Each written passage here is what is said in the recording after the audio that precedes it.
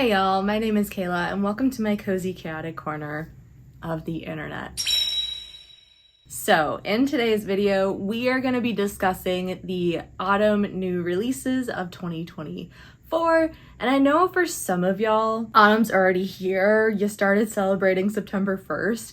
But as someone who played sports, my soccer season started in August and technically went through, I think, November. September for me is still very much a summer month, and fall doesn't really start for me personally until like October 1st, but like calendar wise, autumn starts on September 22nd. So with that noted, I'm really hoping to have this video out to you starting before September 22nd, so y'all know what new releases are coming out from September 22nd to December 21st. Let's just get the show on the road. These are going to be in order of release date. I'm gonna note, I did my very best. I literally pulled all of these dates yesterday. If it's different as of the time you're seeing it, that's nothing I can do personally.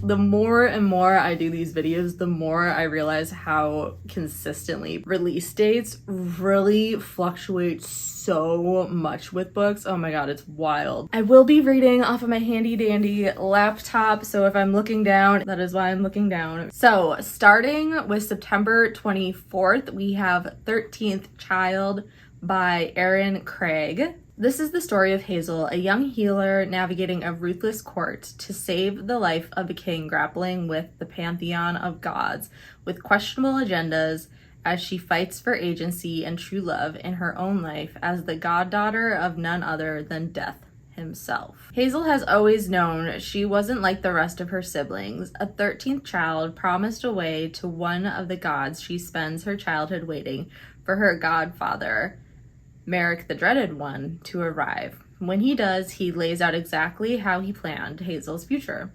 She will become the great healer known throughout the kingdom for her precision and skill. To aid her endeavors, Merrick blesses Hazel with a gift, the ability to instantly deduce the exact cure needed to treat the sick.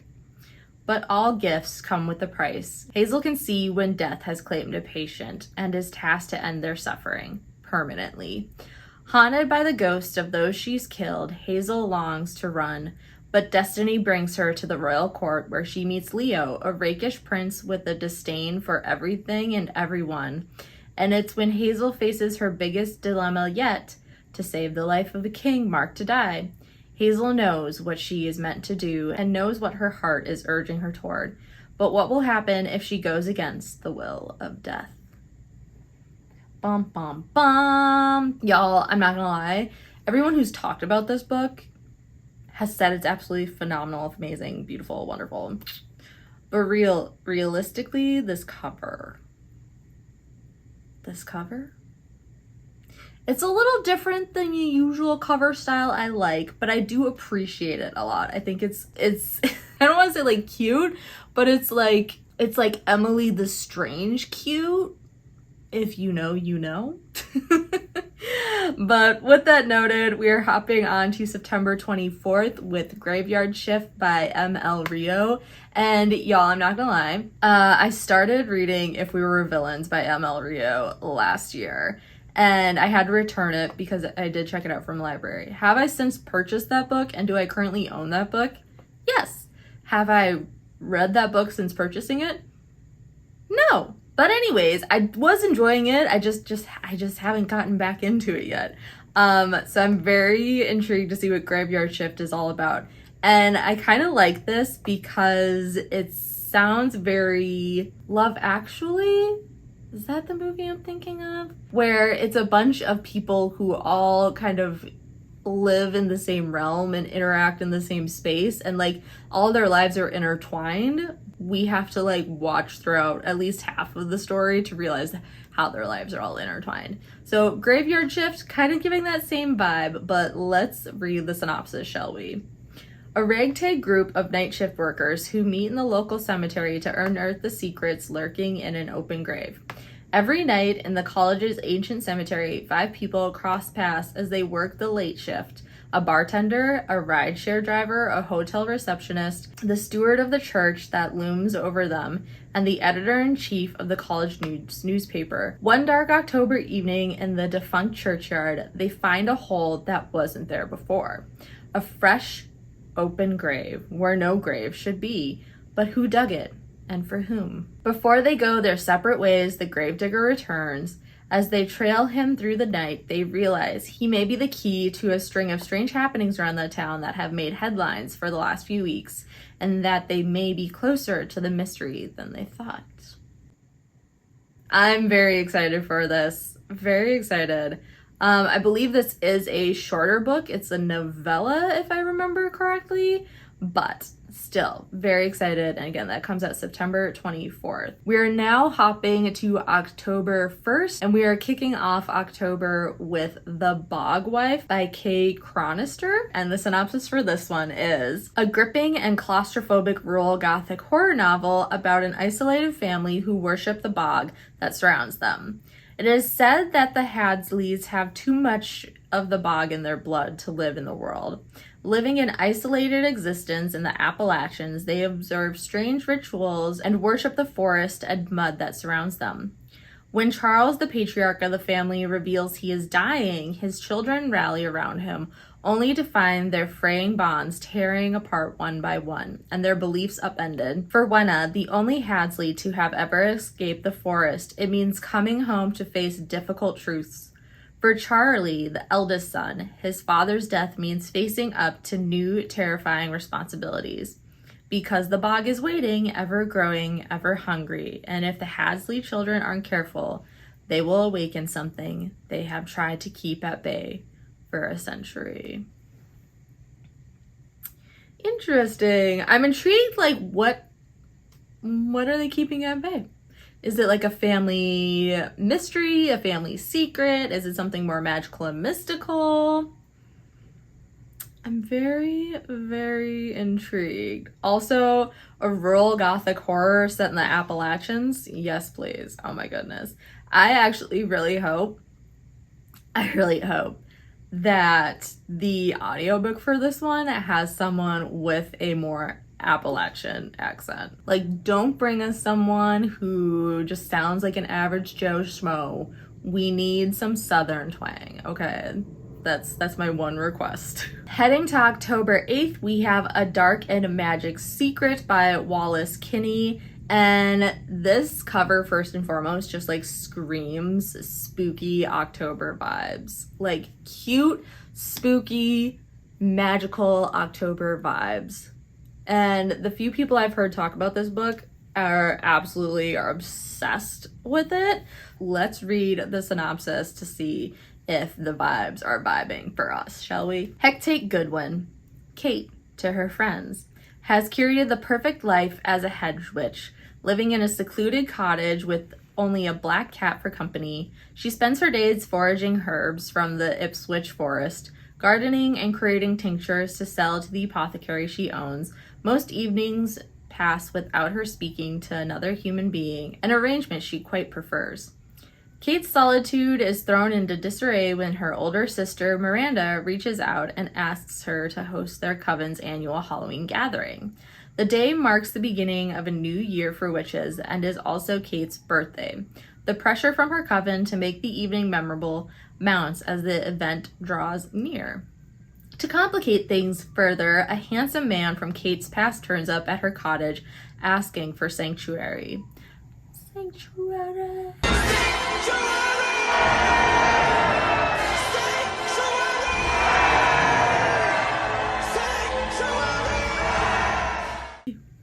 Sorry. It is Kate's duty as hedge witch to honor this request, much to her dismay. Matthew Cypher is no ordinary lost soul. He's a practitioner of the forbidden magic who's tricked Kate once before, and her guard is up. As she juggles Matthew's arrival and the preparations for Halloween, Kate comes across an old tome shrouded in dark magic. She is horrified when she realizes the blood-red inscription is written in a familiar handwriting, her recently deceased mother's. Afraid to even touch the dark magic her mother secretly studied, Kate can turn only to Matthew for help. Her idealized memory of her mother begins to distort, and as she and Matthew grow closer, Kate has to reevaluate whom she can trust. Sounds so fun. Sounds so good. Sounds like a great time. Okay, so next on October 8th, we have The Last One at the Wedding by Jason Rekuluk? Frank Satowski is shocked when his daughter Maggie calls him for the first time in 3 years. He was convinced that her estrangement would become permanent. He's even more surprised when she invites him to her upcoming wedding in New Hampshire. Frank is ecstatic and determined to finally make things right. He arrives to find that the wedding is at a private estate, very secluded, very luxurious, very much out of his league. It seems that Maggie failed to mention that she's marrying Aidan Gardner, the son of a famous tech billionaire. Feeling desperately out of place, Frank focuses on reconnecting with Maggie and getting to know her new family. But it's difficult. Aidan is withdrawn and evasive. Maggie doesn't seem to have time for him, and he finds that the locals are disturbingly hostile towards the Gardners. Frank needs to know more about this family his daughter is marrying into, but if he pushes too hard, he could lose Maggie forever. An edge-of-your-seat thriller that delves into the deep heart of one family. We'll see what happens. We'll see what happens. Coming out October 15th, we have Pride and Prejudice in Space by Alexis Lampley. And I will note, I actually received a digital copy of the ARC for this, and I did start reading it. I haven't gotten very far. I do want to give it like a full read eventually, hopefully before it actually comes out.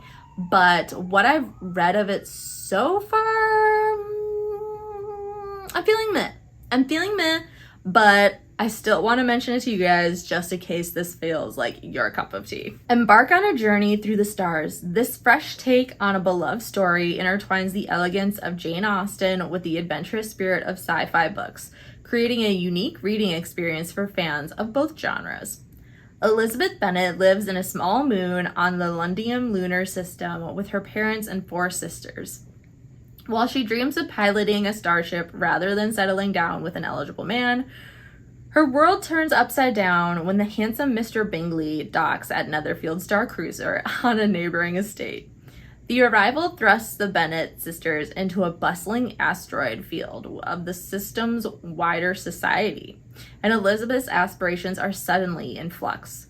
Drawn into the orbit of Mr. Bingley's friend, the proud Fitzwilliam Darcy, Elizabeth is determined to dislike him despite his 10,000 arum per year. Can the Bennet sisters navigate the perils of love and space? Will Elizabeth avoid the collision course she's on with the formidable Mr. Darcy? If that synopsis gives you any sort of a vibe of this book, it's kind of cheesy. And I hope the further that I get into it, it'll be cheesy in a good way, not cheesy in a bad way. But we'll see. But I just wanted to let you guys know about that because I did receive an ARC of it. So next on October 22nd, we have It Will Only Hurt for a Moment by Delilah S. Swanson. A young woman hopes to reinvent herself at an isolated artist colony, only to be drawn into its twisted past. Sarah Carpenter is starting over. She's on the run, leaving behind her unsupportive, narcissistic ex-boyfriend and alcoholic, abusive mother, and headed for a new beginning at Tranquil Falls, a secluded artist colony on the grounds of a closed hotel. There, with no cell signal or internet to distract her, she hopes to rediscover her love for pottery and put the broken pieces of her life back together. But when Sarah uncovers the body of a young woman while digging a hole for a pit kiln, things start to fall apart. Her fellow artists begin to act in troubling ways. An eccentric fiber artist knits an endless scarf.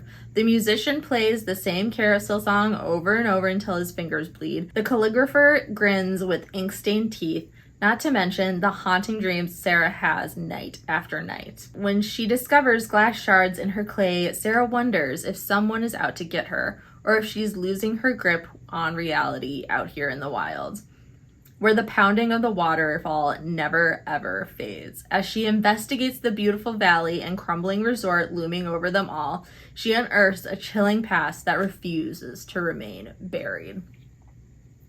This is giving White Lotus / old / Nine Perfect Strangers, giving horror vibes, thriller vibes. Oh my god, this book.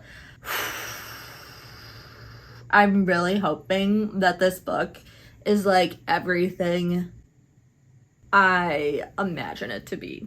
You know, it sounds so good. Next, on November 5th, we have Lost and Lassoed by Lila Sage. Have I read the other 2 books from the series? No. Do I own the other 2 books from the series? Yes. Have I stated previously that these are solely cover purchases and I don't care if I never read them? I'm just obsessed with these covers. Absolutely. So that's what Lost and Lassoed is about. It's just a romance series. They're all kind of intertwined, featuring different romantic couples, but like they're all in the same town. It's just this intertwining romance series. So that is what Lost and Lassoed is by Lila Sage. Next, on November 5th, we have The Lake of Lost Girls by Katherine Green. Okay, I'm not gonna lie. Like, there's this one key factor about this book that I'm like, ooh, not sure if I'm gonna like that. But then literally the follow-up key factor, I'm like, ooh, maybe I'm gonna love that. So I think this book in particular is gonna be an audiobook for me, and you'll find out why in a second. Told in alternating timelines, using suspenseful podcast clips to weave a twisty tale of a missing student and her sister who is desperate for answers. It's 1998, and female students are going missing at Southern State University in North Carolina. But freshman Jessica Fadley, once a bright and responsible student, is going through her own struggles. Just as her life seems to be careening dangerously out of control, she suddenly disappears. 24 years later, Jessica's sister, Lindsay, is desperately searching for answers and uses the momentum of a new chart-topping true crime podcast focuses on cold cases to guide her own investigation. Soon, interest reaches fever pitch when the bodies of long-missing women begin turning up at a local lake, which leads Lindsay down a disturbing road of discovery. In the present, one sister searches to untangle a complicated web of lies. In the past, the other descends ever deeper into darkness that will lead to her ultimate fate. I'm so excited, y'all. I'm so excited. First and foremost, this cover, gorgeous, stunning, beautiful. Secondly, the podcast element. Oh my goodness. Again, the podcast element is why audiobook, I think, is going to be the best route. If they do it correctly, we'll see. And also, this comes out on my birthday. So, it's like a win-win-win. It's like the trifecta thing. You know, so very excited for that. And finally, coming out on November 19th, If You Can Hear This by Faith Gardner. A club of misfits must come together to solve a dangerous mystery and learn to lean on each other all the while. Posey Spade loves asking questions. It's what's going to make her a fantastic journalist someday. And ever since her best friend and crush chose someone else, Posey's only focusing on her future career. Unfortunately, she just moved to a small town of Wild Pines, which doesn't provide a lot of groundbreaking journalism opportunities. Only a scrappy AV club full of self-proclaimed slackers, who Posey must somehow inspire to greatness. She never thought that inspiration would come from the disappearance of the club's beloved sponsor and teacher, Miss Moses. But as the days tick by with no answers, Posey and the AV Club take it upon themselves to dig into the mystery. From a nepotism scandal to a local cult, Posey learns a lot about her new town. And as she spends more time with the AV Club, she also learns that friendship is just as necessary to solving a mystery as lots of questions. Good thing Posey has both. I don't know, I feel like this is just like a feel-good YA mystery. That's the vibes I'm getting from it. But those are the books that I am looking forward to coming out this autumn. Nothing really coming out in December. Is that common that stuff just doesn't really come out in like December? I'm sure there are new releases like coming out in December, but none that just really caught my eye. Again, there are a plethora of books coming out from September 22nd to December 21st. I want to make a concise list of books that I am looking forward to. So let me know if a book on my list is also on your list, or if there's a book that's on your list that wasn't on my list. Don't forget to subscribe, like this video, and I will see y'all